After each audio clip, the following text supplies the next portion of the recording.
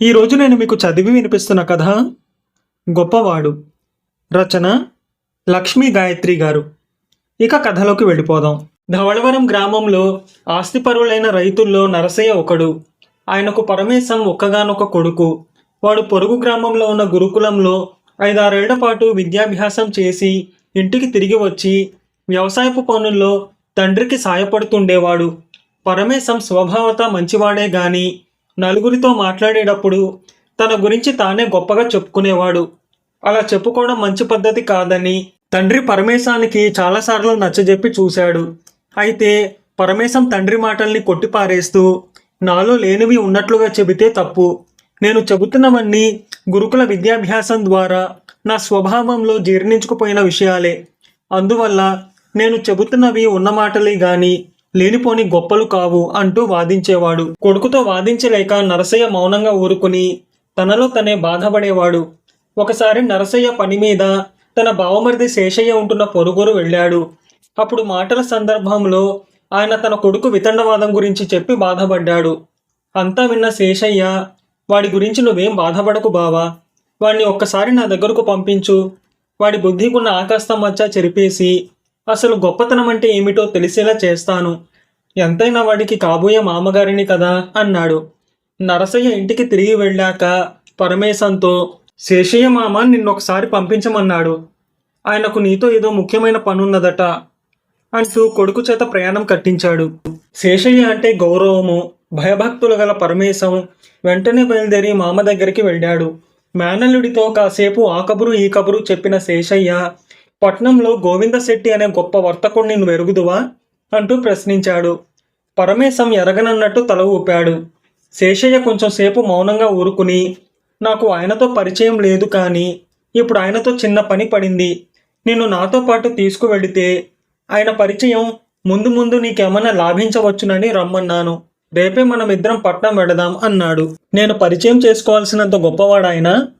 ఏది ఏమైనా నీ పని మాత్రం సానుకూల పడినట్టే అనుకో, ముక్కు మొహం తెలియని వాళ్లతోనైనా ఇట్టే మాట్లాడి పని జరిపించుకోగల సామర్థ్యం నాకున్నది అన్నాడు పరమేశం. ఆ మాటలు విని శేషయ్య పెద్దగా నవ్వుతూ, అలాగా, ఏదో ఒక విధంగా నా పని సానుకూలం కావడమే నాకు కావాల్సింది అన్నాడు. మర్నాడు ఉదయం బాడుగు బండిలో మామాళ్ళిద్దరూ బయలుదేరి బారెడు పొద్దెక్కే వేళకు పట్నం చేరుకున్నారు. పట్నం చేరగానే ఒక చోట బాడుగు బండిని ఆపించి శేషయ్య పరమేశంతో, గోవిందశెట్టి గారి ఇల్లు ఈ పరిసరాల్లోనే ఉండాలి అంటూ బండి దిగి బండివాడికి బాడుగు ఇచ్చి పంపేసి ఎదురుగా కూరల తట్ట నెత్తిన పెట్టుకుని వస్తున్న ఒక ఆడమనిషిని ఆపి, ఏమ్మా, గోవిందశెట్టి గారి ఇల్లు ఎక్కడో తెలుసా అని అడిగాడు. వెంటనే కూరల మనిషి నవ్వు మొహంతో, ఆ ధర్మరాజు ఇల్లు ఎక్కడో తెలియకపోవడం ఏంటి బాబు, ఈ పట్నంలో చిన్న పిచ్చుక పిల్లని అడిగినా ఆ బాబుగారి ఇల్లు చూపిస్తుంది అంటూ దారి చెప్పింది. ఆ మనిషి చెప్పిన దారిలో 10 అడుగులు నడిచిన శేషయ్య ఎదురుగా వస్తున్న ఒక పెద్ద మనిషిని ఆపి మళ్ళీ దారి అడిగాడు. ఆ పెద్ద మనిషి కూడా ఎంతో ఆత్మీయంగా దారి చెప్పి, ఇంతకు తమరెవరో తెలుసుకోవచ్చునా అంటూ మర్యాదగా ప్రశ్నించాడు. ఆ ప్రశ్నకు శేషయ్య కాస్త దీనంగా, మేం పొరుగురు వాళ్ళం, కాస్త ఇబ్బందుల్లో ఉండి శెట్టిగారి దర్శనం కోసం వచ్చాం అన్నాడు. అది విని ఆ పెద్ద మనిషి మరింత ఆదరంగా, అలాగా, గోవిందశెట్టి గారిని కలుసుకోవడం అంటే మీ ఇబ్బందులు తీరినట్టే అనుకోండి, ఆయన లాంటి దయామయుడు ఇంకెక్కడా ఉండడు, పడిపోబోతున్న నా వ్యాపారం తిరిగి నిలబడిందంటే దానికి ఆయన మాట సహాయము, ఆర్థిక సహాయమే కారణం అన్నాడు. శేషయ్య ఆయనకు నమస్కారం చేసి మళ్ళీ నడక సాగించి మరొక 5 నిమిషాల్లో గోవిందశెట్టి ఇల్లు చేరాడు. మామ అల్లుళ్ళు వెళ్ళేసరికి ఎవరో 3 పెద్ద మనుషులతో మాట్లాడుతున్న గోవిందశెట్టి శేషయ్యను చూస్తూనే లేచి ఎదురు వచ్చి సాదరంగా ఆహ్వానిస్తూ, రండి రండి, ఈ మధ్య చాలా రోజులుగా రావడం మానేశారేం అంటూ ఆప్యాయంగా ప్రశ్నించాడు. ఆ ప్రశ్న వింటూనే పరమేశం తెల్లబోగా శేషయ్య మాత్రం చిరునవ్వుతో, ఏదో కొంత అనారోగ్యంగా ఉండి రాలేకపోయాను, మీరు కుశలమే కదా అన్నాడు. గోవిందశెట్టి చిరునవ్వుతో తల ఊపి ముందుకు నడిచాడు. అంతలో అక్కడున్న వాళ్లలో ఒకడు శేషయ్యను పలకరించి పరమేశం కేసి చూస్తూ ఎవరన్నట్టు తల పంకించాడు. వీడా, మా నరసయ్య బావ కొడుకు, నాకు కాబోయే అల్లుడు పరమేశం అన్నాడు శేషయ్య.